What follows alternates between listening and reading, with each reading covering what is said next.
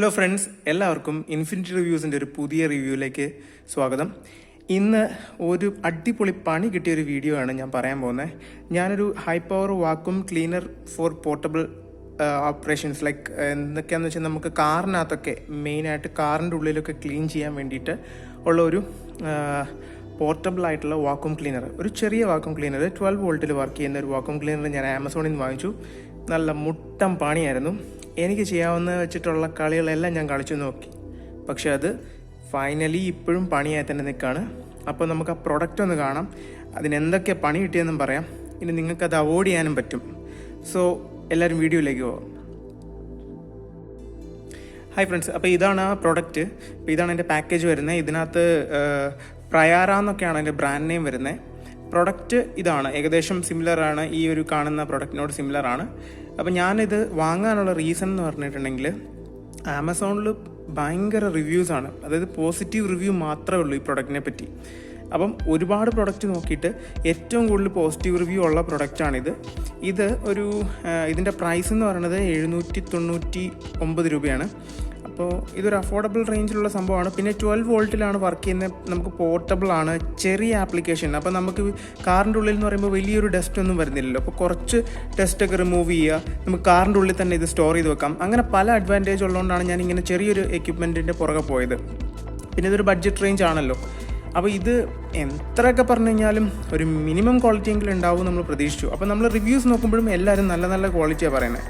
അപ്പോൾ product finally എൻ്റെ അടുത്ത് വന്നു. അപ്പോൾ നമുക്ക് ഈ പ്രൊഡക്റ്റ് ഒന്ന് ഓപ്പൺ ചെയ്ത് നോക്കാം. ഞാനിത് യൂസ് ചെയ്തു, എനിക്ക് ഭയങ്കര ബാഡ് എക്സ്പീരിയൻസ് ആണ്. അപ്പോൾ ഞാൻ ഓരോന്നോരോന്നായിട്ട് ഷെയർ ചെയ്യാം. ഫസ്റ്റ് അതിന് മുന്നായിട്ട് നമുക്ക് ഇത് പ്രൊഡക്റ്റ് ഒന്ന് ഓപ്പൺ ചെയ്ത് കാണാം. അപ്പോൾ ഇത് ബോക്സ് ഓപ്പൺ ചെയ്ത് കഴിഞ്ഞാൽ ഇതിൻ്റെ ഉള്ളിൽ ഇങ്ങനെയാണ് അതിൻ്റെ ഡിവൈസ് വരുന്നത്. ഇതാണ് വാക്വം ക്ലീനർ, ഇതാണ് അതിൻ്റെ പവർ ബട്ടൺ സ്വിച്ച് വരുന്നത്. പിന്നെ ഇതിനൊരു ഒരു 2 മീറ്റർ അടുത്ത് എക്സ്റ്റൻഷൻ ലെങ്ത്തുള്ള ഒരു കേബിൾ വരുന്നുണ്ട്. പിന്നെ അതിൽ നമുക്കത് 12 വോൾട്ടിൻ്റെ നമ്മുടെ കാറിൻ്റെ ഉള്ളിൽ നമ്മുടെ സിഗരറ്റ് ലൈറ്റർ കുത്തുന്ന ആ ജാക്കിൽ നമുക്ക് ഇത് കണക്ട് ചെയ്യാവുന്നതാണ്. പിന്നെ ഇതിൻ്റെ അഡീഷണലായിട്ട് ഇതിൻ്റെ കൂടെ വരുന്നതെന്ന് പറഞ്ഞിട്ടുണ്ടെങ്കിൽ ഒരു ബബിൾ ഷീറ്റ്, പിന്നെ ഇതുപോലൊരു എക്സ്റ്റൻഷൻ, നമുക്കൊരു ബ്രഷും അതുപോലെ ഒരു ലെങ്തി എക്സ്റ്റൻഷനും കൂടെ ഇതിൻ്റെ കൂടെ വരുന്നുണ്ട്, നമുക്ക് ഈ കോർണറൊക്കെ പോകാൻ വേണ്ടിയിട്ട്. പിന്നെ എന്താ ഉള്ളത്, പിന്നെ ജസ്റ്റ് ഒരു മാനുവൽ, അതിനകത്ത് എന്താണ് വാക്വം ക്ലീനർ എന്ന് എഴുതിയിട്ടുണ്ട്. പിന്നെ അതിൻ്റെ ഉള്ളിൽ എന്തൊക്കെയാണ് ഉള്ളത്, എവിടെയാണ് എയർ ഔട്ട്ലെറ്റ് വരുന്നത്, ഇതൊക്കെ ഒരു ബേസിക് ആയിട്ടുള്ളൊരു പ്രൊഡക്റ്റ്. ഇതിനൊരു ബ്രാൻഡിങ്ങോ MRPയോ അങ്ങനെ ഒന്നും ഇതിലില്ല കേട്ടോ. അതൊക്കെ ആദ്യം തന്നെ പറയാം, പോട്ടെ. ഇപ്പോൾ ഞാൻ ഈ പ്രൊഡക്റ്റ് കയ്യിൽ കിട്ടി. അപ്പോൾ കിട്ടിക്കഴിഞ്ഞപ്പോൾ ഇത് ഹാർഡ്വെയർ ഒക്കെ നോക്കുമ്പോൾ ഒരു നല്ല ക്വാളിറ്റി ഉണ്ട് കേട്ടോ. ഇതിൻ്റെ ഫ്രെയിമും ബോഡിയും ഇതിൻ്റെ ഡിസൈനും ഇതൊക്കെ പോളികാർബണേറ്റിലൊക്കെ ചെയ്തേക്കുന്നത്. ഇതൊക്കെ നോക്കുമ്പോൾ ഒരു ഗുഡ് ക്വാളിറ്റി. അപ്പോൾ ഞാനും ഹാപ്പിയായി, ബിക്കോസ് ഇതൊരു നല്ല സാധനമാണല്ലോ, നമുക്ക് യൂസ്ഫുൾ ആയിരിക്കുമല്ലോ എന്ന് വിചാരിച്ച് ഹാപ്പിയായി. അത് കഴിഞ്ഞിട്ട് ഫസ്റ്റ് യൂസേജ് തന്നെ എനിക്കൊരു പണി കിട്ടി. ഫസ്റ്റ് യൂസേജ് തന്നെ ഒരു 10 മിനിറ്റ്സ് യൂസ് ചെയ്തപ്പോഴത്തേക്ക് ഇതങ്ങോട്ട് ഫെയിലായി. അപ്പോൾ ഞാൻ ബേസിക്കലി ഒരു എഞ്ചിനീയർ ആയതുകൊണ്ട് നമ്മൾ എന്താണ് ഇതിൻ്റെ ട്രബിൾ പറ്റിയെന്നുള്ളത് ഐഡൻറ്റിഫൈ ചെയ്യാനുള്ള ഇതായി. അപ്പോൾ മേ ബി സ്വിച്ചിൻ്റെ ഡാമേജ് ആയിരിക്കാം, അല്ലെങ്കിൽ കേബിൾ ബ്രേക്ക് ആയിരിക്കാം, അല്ലെങ്കിൽ മോട്ടറുടെ തന്നെ ഡാമേജ് ആയിരിക്കും, ഇതിൻ്റെ ഉള്ളിൽ ഇൻറ്റേർണൽ മോട്ടർ ഉണ്ടെങ്കിൽ അത് തന്നെ ഡാമേജ് ആയിരിക്കാം എന്ന് വിചാരിച്ചു. അപ്പോൾ അങ്ങനെ ഞാൻ ഇത് ഓപ്പൺ ചെയ്ത് നോക്കാം, അതിൻ്റെ ഇഷ്യൂ എന്താണെന്ന് ഫൈൻഡ് ചെയ്യാമെന്ന് വിചാരിച്ച് ഇത് ഓപ്പൺ ചെയ്യാൻ തീരുമാനിച്ചു. അപ്പോൾ ഓപ്പൺ ചെയ്ത് കഴിഞ്ഞപ്പോഴാണ് ഇതിൻ്റെ ഒരു പ്രോബ്ലം ഞാൻ ഐഡൻറ്റിഫൈ ചെയ്തത്. അപ്പോൾ ആ പ്രോബ്ലം എന്താണെന്ന് നമ്മളൊന്ന് ഓപ്പൺ ചെയ്ത് നോക്കിയിട്ട് ഞാൻ പറഞ്ഞുതരാം നിങ്ങൾക്ക്.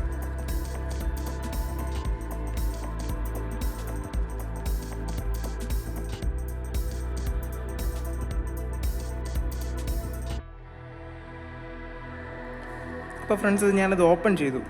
ഇത് ഓപ്പൺ ചെയ്തപ്പം ഞാനിതിൻ്റെ പാർട്സ് ഒന്ന് എക്സ്പ്ലെയിൻ ചെയ്യാം. ഇതാണ് ഇതിൻ്റെ സ്വിച്ച്. ഇപ്പോൾ ഈ സ്വിച്ച് നമ്മൾ ഓപ്പറേറ്റ് ചെയ്യുന്നതനുസരിച്ച് അത് ഓൺ ആൻഡ് ഓഫ് സ്വിച്ചാണ്. അപ്പോൾ ഒരു 1 പ്രസ്സിന് അത് ഓണായി നിൽക്കും, then നെക്സ്റ്റ് പ്രസ്സിന് അത് ഓഫ് ആവും. അപ്പോൾ അത് അങ്ങനെ കണ്ടിന്യൂസ് ഓപ്പറേഷൻ കിട്ടുന്ന ഒരു പുഷ് ബട്ടൺ സ്വിച്ചാണ്. പിന്നെ കേബിൾസ് ഒക്കെ നോക്കിയപ്പോഴാണെങ്കിലും വലിയ കുഴപ്പമില്ലാതെ കോപ്പറിൻ്റെയാണ് കേബിൾ ഇട്ടേക്കുന്നത്. അപ്പം കേബിളിൻ്റെ ഒരു തിക്നെസ് നോക്കുവാണെങ്കിലും, ബിക്കോസ് ഇതൊരു ഹൈ കറണ്ട് കൺസ്യൂമിങ് ആയിട്ടുള്ള മോട്ടറായിരിക്കും, DC മോട്ടറാണ്. അപ്പം അതുകൊണ്ട് തന്നെ ഈ കേബിൾ ഇട്ടേക്കുന്നതൊക്കെയാണ് നല്ല കേബിളാണ് യൂസ് ചെയ്തേക്കുന്നത്, കോപ്പർ കേബിൾ തന്നെയാണ്, ഇതിന് കുഴപ്പമില്ല. അപ്പം ഞാനിത് ഫസ്റ്റ് ഓപ്പൺ ചെയ്തപ്പോൾ ഞാൻ ആദ്യം ഐഡൻറ്റിഫൈ എന്താണെന്നറിയാമോ, ഇഷ്യൂ എന്തായിരുന്നറിയോ, ഈ കേബിൾ കംപ്ലീറ്റ് ആയിട്ട് ഇങ്ങനെ റോൾ ചെയ്തിട്ട് ഈ മോട്ടറിൻ്റെ ഈ കണക്ഷൻ ഇവിടുന്ന് വിട്ടുപോയി, അതായത് ഇവിടുന്ന് പറഞ്ഞു പോയി, കംപ്ലീറ്റ് ആയിട്ട് റോൾ ചെയ്തു. അപ്പോൾ അതിൻ്റെ എന്തായിരിക്കും അതിൻ്റെ റീസൺ എന്ന് നോക്കുമ്പോൾ, റീസൺ ഈ ഫുൾ എൻ്റയർ യൂണിറ്റ് ഇതിൻ്റെ ഉള്ളിൽ നിന്ന് റൊട്ടേറ്റ് ചെയ്യുന്നുണ്ട്. ഒന്നെങ്കിൽ മോട്ടർ നമ്മൾ ഇതിനകത്തിരുന്ന് റൊട്ടേറ്റ് ചെയ്യുന്നുണ്ട്, ഇല്ലെങ്കിൽ എൻ്റയർ യൂണിറ്റ് ഇതിനകത്തിരുന്ന് റൊട്ടേറ്റ് ചെയ്യുന്നുണ്ട്. അപ്പോൾ ഞാൻ നോക്കി കഴിഞ്ഞപ്പോഴത്തേക്കും മോട്ടറിന് റൊട്ടേഷൻ ഇല്ല, ബിക്കോസ് മോട്ടർ നല്ല സ്ട്രോങ് ആയിട്ട് ഫിറ്റ് ചെയ്തേക്കണേ. സ്ട്രോങ് എന്ന് വെച്ചാൽ പറയാൻ പറ്റില്ല, എന്നാലും ഒരു ചെറിയൊരു ലൂസ് ഉണ്ട്. എന്നാലും ഈ മോട്ടർ ഈ ഒരു പോയിന്റിന് അപ്പുറത്തേക്ക് അത് റൊട്ടേറ്റ് ചെയ്യാൻ ചാൻസ് ഇല്ല. പക്ഷേ ഈ കേബിൾ ഫുള്ളായിട്ട് റൊട്ടേറ്റ്. അപ്പോൾ ദാറ്റ് മീൻസ് ഈ ഒരു എൻ്റയർ യൂണിറ്റ്, ഇതാണ് എൻ്റെ സെക്ഷൻ യൂണിറ്റ് വരുന്നത്. ഇവിടെ നിന്നാണ് എയർ സക്ക് ചെയ്തിട്ട് ഇതുവഴി എയർ പുറത്തേക്ക് കളയുക ചെയ്യുന്നത്. അപ്പോൾ ഇതിൻ്റെ മുമ്പിലൊരു ഫിൽട്ടർ യൂണിറ്റ് ഉണ്ട്. അപ്പോൾ ആ ഫിൽറ്ററിനകത്ത് നമ്മൾ വരുന്ന പൊടിയൊക്കെ ഡെപ്പോസിറ്റ് ആവും. അതായത് അത് നിങ്ങളെ കാണിച്ചില്ലല്ലോ, അപ്പോൾ ഞാൻ പറഞ്ഞുതരാം. ഇതാണ് എൻ്റെ ഫിൽട്ടർ യൂണിറ്റ് വരുന്നത്. അപ്പോൾ ഇതിനകത്ത് ഇതുണ്ടോ, ഇതൊരു ഫിൽറ്ററാണ്. അപ്പോൾ ഈ വരുന്ന പൊടിയെല്ലാം ഈ ഫിൽറ്ററിൽ കൂടെ കടന്നിട്ട് ഇങ്ങോട്ടേക്ക് ഫ്രഷ് എയർ ആയിട്ട് പോകും, മീൻസ് ഡസ്റ്റ് ഫ്രീ ആയിട്ട് പോകും. ഡസ്റ്റ് മുഴുവൻ ഇതിൻ്റെ ഉള്ളിൽ കിടക്കും. അപ്പോൾ അങ്ങനെയാണ് ഇതിൻ്റെ ഫംഗ്ഷൻ വരുന്നത്. എൻ്റെ ഫിൽറ്റർ വരുന്നത് ഇത് നമ്മുടെ കാറിൻ്റെ ഉള്ളിൽ, ബൈക്കിൻ്റെ ഉള്ളിൽ വെക്കുന്ന പോലത്തെ ഉള്ളൊരു ഫിൽറ്ററിൻ്റെ ഒരു ലുക്കിലാണ് ഈ ഒരു ഫിൽറ്റർ വരുന്നത്. ഇതൊക്കെ ഒരു അത്യാവശ്യം ക്വാളിറ്റി തന്നെയാണ് ഡിസൈൻ ചെയ്തേക്കുന്നത്.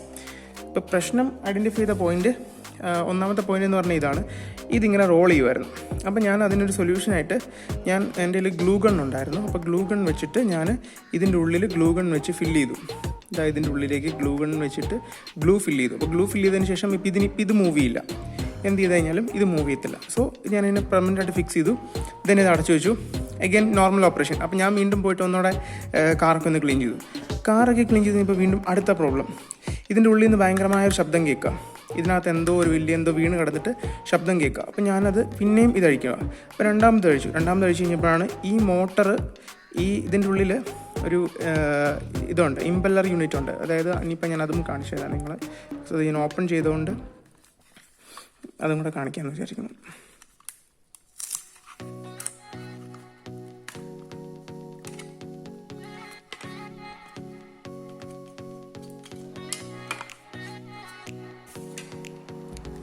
ഈ മോട്ടർ വർക്ക് ചെയ്യുന്ന സമയത്ത് ഇതിൻ്റെ ഉള്ളിൽ നിന്ന് എയറിനെ പുറത്തേക്ക് കളയാൻ വേണ്ടിയിട്ട് ഇതിൻ്റെ ഉള്ളിലൊരു ഇമ്പല്ലർ എന്ന് പറയും. ഇമ്പല്ലർ, ടെക്നിക്കൽ വേർഡ് ഇമ്പല്ലർ എന്നാണ്. നിങ്ങൾക്ക് എത്ര പേർക്ക് അറിയുന്നറിയില്ല. നമ്മുടെ പമ്പ്, വീട്ടിൽ വെള്ളം അടിക്കുന്ന പമ്പൊക്കെ ഉണ്ടല്ലോ, അപ്പോൾ അതിനകത്തൊക്കെ നമ്മൾ ഇമ്പല്ലർ എന്ന് പറഞ്ഞ വാക്കൊക്കെ കേട്ടിട്ടുണ്ടാവും തോന്നുന്നു. ഇതാണ് ഇമ്പല്ലർ എന്ന് പറയുന്ന സംഭവം.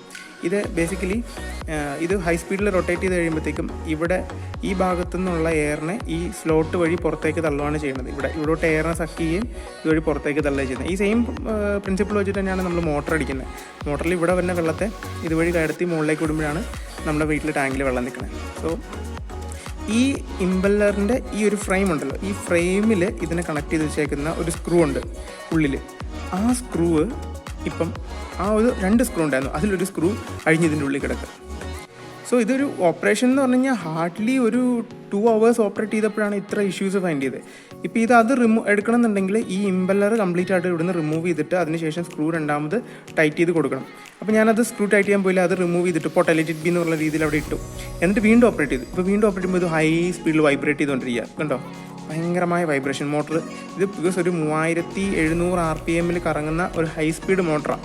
അപ്പോൾ ഭയങ്കര സ്പീഡിലാണ് കറങ്ങുന്നത്. 3700 RPM എന്ന് പറയുമ്പോൾ നിങ്ങൾ നോക്കുക, 37,000, 3700 അല്ല 37,000 RPM ഈ മോട്ടർ കറങ്ങിക്കൊണ്ടിരിക്കുന്നത്. ഇതിൻ്റെ ഇവിടെ RPM റേറ്റിംഗ് കൊടുത്തിട്ടുണ്ട് 37,000.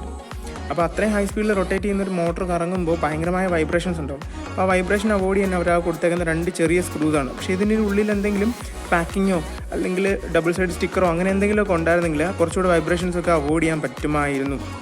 അതൊന്നും അവർ കൊടുത്തിട്ടില്ല. സോ ഇത് ഇളക്കി പറഞ്ഞ് പോകുന്നു. ഇതിപ്പം ഞാൻ ഇത് സർവീസ് ചെയ്യാൻ കപ്പാസിറ്റി ഉണ്ട്, അല്ലെങ്കിൽ ഇത് സർവീസ് ചെയ്യാമെന്ന് ചിന്തിക്കുന്ന ഒരാളായതുകൊണ്ടാണ് എനിക്കിത് ഐഡൻറ്റിഫൈ ചെയ്യാനും ഫിക്സ് ചെയ്യാനും പറ്റുന്നത്. അല്ലാത്തൊരാളെ സംബന്ധിച്ചോളം ഇത് ഫസ്റ്റ് ടൈം തന്നെ ഫെയിൽ ആയി കഴിഞ്ഞാൽ ഇതൊരു ഫെയിലിയറാണ്. അവർക്ക് സർവീസബിൾ അല്ല, അവർ സർവീസ് ചെയ്യാൻ വേണ്ടി ഇതിന് മെനക്കെടത്തില്ല.